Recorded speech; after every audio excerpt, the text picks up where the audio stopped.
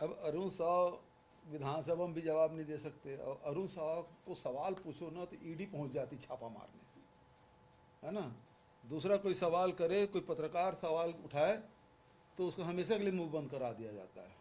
तो अरुण साव से डर लगने लगा है, पता नहीं क्या करा दे। तो इसलिए अरुण साव बहुत बुद्धिमान है, और उन्होंने ही जो 74वें संशोधन हुए थे, जिसमें 5 साल के लिए चुनाव, 5 साल के भीतर चुनाव कराना अनिवार्य है, उसका वायलेशन किसने कराया, किसने प्रस्ताव रखा विधानसभा में, और अभी तक के राज्यपाल से हस्ताक्षर क्यों नहीं करा पाए उस बिल पे। तो अरुण साव जी लोगों को गुमराह न करे। हमारे शासनकाल में तो ये तो बताया कि 27 जिले थे, जिसमें अनुसूचित जाति जनजाति के लिए 13, अनुसूचित जाति के लिए 3 और पिछड़े वर्ग के लिए 7 था। इनके शासनकाल में तो 0 हो गया, हमारे में 7 था, 27 में 7 और 33 में 0। तो धोखा कौन दे रहा है वो स्पष्ट हो रहा है।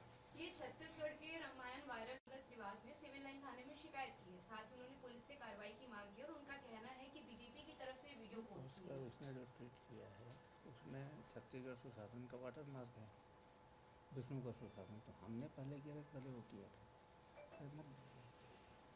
देखिए, भारतीय जनता पार्टी में अवतारी पुरुष बनने का चलन चल पड़ा है। 6 महीने पहले जब लोकसभा चुनाव था और गंगा जी में स्टीमर में जब नौका विहार कर रहे थे हमारे प्रधानमंत्री जी, तब उन्होंने पहली बार कहा कि मैं नॉन बायोलॉजिकल हूँ, मैं एक अवतारी पुरुष हूँ, मैं माँ के गर्भ से पैदा नहीं हुआ हूँ। लेकिन 6 महीने बीतते बीतते अभी 3 दिन पहले एक पॉडकास्ट में इंटरव्यू देते हुए कहा कि मैं इंसान हूँ। 400 पार का नारा लगा के जब 240 में अटके ना, तो भगवान से फिर इंसान बन गए, और उन्होंने स्वीकार किया कि मुझसे भी इंसान से, मैं भी इंसान हूँ, मुझसे भी गलती हो सकती है। नोटबंदी करके गलती की, जीएसटी लागू करके गलती की, ताली थाली बजवा कर गलती की, ये उन्होंने स्वीकार किया। उन्होंने ये भी स्वीकार कर लिया कि 700 किसान की मृत्यु हो गई, शहीद हो गए, तो उस गलती को भी उन्होंने स्वीकार किया। वो स्वीकार कर लिए कि सारी संपत्ति मैं अडानी के दे रहा हूँ, ये मेरी गलती है, मैं इंसान हूँ, गलती हो जाती है। लोकसभा चलने, अरे रुक जा ना भाई, मैं तो अभी शुरू किया हूँ भाई। अब वो सुधरे तो विष्णु को सपना आ गया कि मैं भी अवतारी हूँ, और उन्होंने अवतार ले लिया, और अवतार ऐसे लिए कि रमन सिंह जी शत्रुघ्न बना दिए। ऐसे अवतार लिए, गजब के अवतारी पुरुष।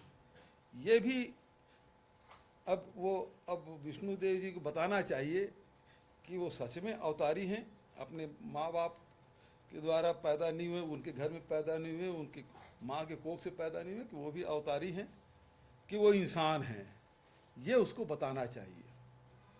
बचत बात की है, वो जब वो सब लोगो लगा हुआ है, उसके सारे लोग सब उसको रिट्वीट कर रहे हैं, वो सब के पास पहुंच गया। जब दांव उल्टा पड़ा तो वो दिखाने के लिए थाने में पहुंच गए।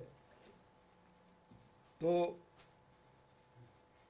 ये अवतार लेने की, मतलब अवतारी पुरुष बनने की अब दौड़ शुरू हो गया, और उसमें प्रधानमंत्री की बात कैसे विष्णुदेव चुप रहते, वो भी लग गया बिल्कुल।